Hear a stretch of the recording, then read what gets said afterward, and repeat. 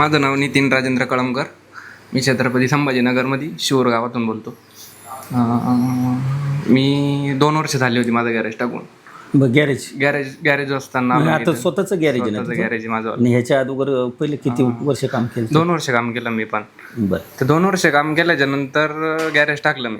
Garage टाकल्यानंतर 1 वर्षांनी मी आधी शोधत होतो का आता आपण BS3 BS4 तर काम करू राहिलो बा, पण तरी पण आपल्याला नॉलेज पाहिजे बा बेसिकचं. आता आपण जर समजा या क्षेत्रात उतरलो तर 2-4 वर्षानंतर आपल्याला अडचण तर येणारच आहे.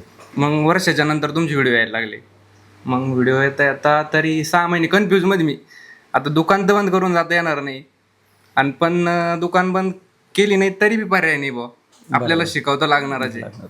शिकवतं लागणार आहे त्या उद्दिष्टानं मग सरांशी कॉन्टॅक्ट वगैरे केला. इथं काय काही नाही विचारल्याच्या नंतर मग झालं ॲडमिशन झालं. बघितलं इथं तर आलो.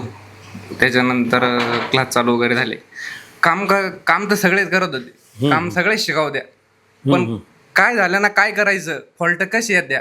आता समजा गाडीची ऑइल सील गेली समजा इंजनची, तर ते का बरं जाते हे याच्यापासून शिकवलं सर तुम्ही आम्हाला. बरोबर.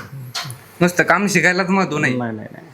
काय प्रॉब्लेम आले ते सॉल्व्ह कसे करायचे, कोणतं वायसर नाही लागल्यावर काय होतं, हे सर्व म्हणजे असं तुम्ही बोलले होते ना, इधर आने के बाद हीरो से हो की ये झिरो से हो की हीरो बन के जाएंगे, पैसा तसं झालं.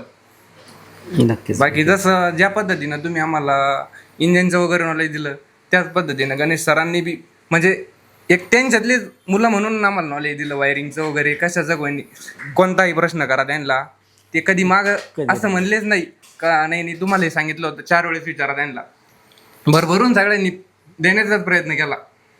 नक्कीच. म्हणजे जे तू मिशन घेऊन आला होता, मला स्वतःचं वर्कशॉप बंद करून येणं हे जोक नाही आहे. स्वतःचं वर्कशॉप बंद केलं स्वतःला अपडेट करण्यासाठी, कारण की येणारा काळ हा अवघड आहे, ब्राईट आहे पण अंधारात का तर नॉलेज नाही. जर गाडी आली तर करायचं काय, कसं काम करायचं तर ते नॉलेज नसतं. पैसे तर चांगले म्हणजे फ्युचर तर ब्राईट आहे, गाड्या पण जास्त आहे. पूर्वी मेकॅनिकल जी लाईन आहे ती मूलभूत गरजांमध्ये जोडली जाते. पूर्वी 3च गोष्टी, अन्न वस्त्र निवार आपण म्हणायचो, पण आज मोबाईल आणि गाडी हा कंपल्सरी माणसाचा अविभाज्य भाग झालेला आहे. म्हणजे गाडीशिवाय माणूस जगू शकत नाही.